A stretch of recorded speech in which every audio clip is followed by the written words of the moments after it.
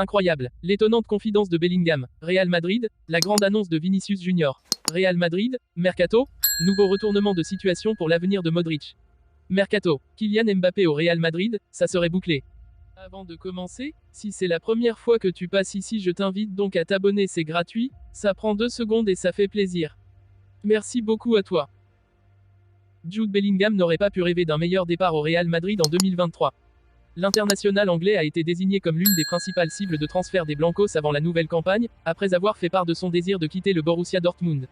Bellingham a choisi de ne pas accepter un retour en Angleterre, et une chance de dominer la Premier League, pour continuer son séjour en Europe continentale. En 2023, il terminera meilleur buteur de la Liga, avec 13 buts en milieu de terrain et 17 toutes compétitions confondues.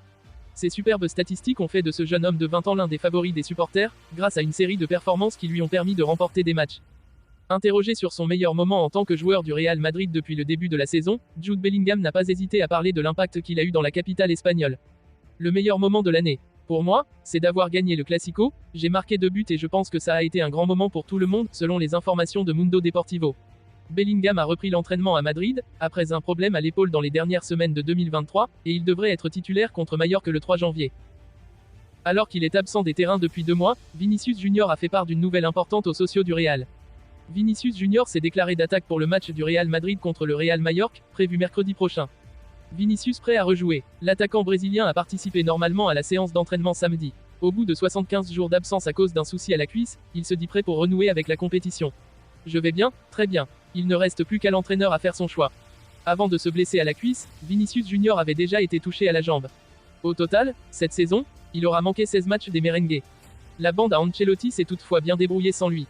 Au sujet des supporters qui sont venus nombreux lors de la séance d'entraînement pour le soutenir, il a confié « C'est toujours bon d'être avec les supporters, et encore plus après Noël. Ils font partie de notre famille. Je vais bien maintenant et je suis prêt pour le reste de la saison. » Enfin, quand il a été interrogé sur ses souhaits pour la nouvelle année, Vinicius a déclaré « Je demande qu'en 2024, nous puissions gagner de nombreux titres. » Alors qu'il était censé quitter le Real Madrid à la fin de son contrat en juin, Luka Modric, 38 ans, serait désormais enclin à une prolongation.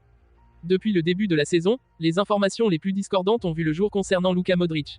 Frustré de ne plus être systématiquement titulaire en août et septembre, le Croate de 38 ans a été annoncé sur le départ en janvier, à 6 mois de la fin de son contrat. Et puis, Carlo Ancelotti l'a réinstallé dans le 11 de départ et il a alors été question qu'il reste jusqu'en juin, avant de mettre le cap sur l'Arabie Saoudite ou les États-Unis. Mais ce lundi, Marca annonce une très bonne nouvelle, le Real Madrid et Luka Modric réfléchiraient à une prolongation. Le meneur de jeu aurait désormais dans le viseur le record de Ferenc Puskás, qui est le joueur le plus âgé ayant porté le maillot merengue, 39 ans et 36 ans. Pour cela, il faudrait qu'il soit encore au club en 2024 à 25. Une prolongation d'1 an, c'est justement ce qu'a l'habitude de proposer Florentino Pérez à ses vétérans. Si tout le monde est sur la même longueur d'onde. L'avenir de Kylian Mbappé se dessine petit à petit. Le Bondinois n'aurait plus sa tête au Paris Saint-Germain. Ce détail qui dit tout. Libre de tout contrat en juin 2024, Kylian Mbappé est libre de discuter avec un club de son choix dès ce lundi 1er janvier 2024. Le joueur vient de faire un geste qui montre qu'il est à un pas du Real Madrid. Mbappé se serait réservé son domicile à Madrid. Comme le dernier mercato estival, Kylian Mbappé va encore animer la une de la presse sportive lors de ce mercato hivernal. C'est parti pour les 31 prochains jours. L'attaquant du Paris Saint-Germain devrait trancher en ce mois de janvier pour décider de son avenir. Agent libre dans 6 mois, le Bondinois ne compte pas renouveler son bail avec le club champion de France. À en croire les informations de El Chiringuito, ce lundi 1er janvier 2024, que le capitaine de l'équipe de France a déjà trouvé et réservé une maison à Madrid. Un geste fort de la part du joueur tricolore, qui n'a pas encore officiellement annoncé son choix. Longtemps annoncé au Brésil pour l'été prochain, l'entraîneur Carlo Ancelotti a finalement prolongé son contrat au Real Madrid.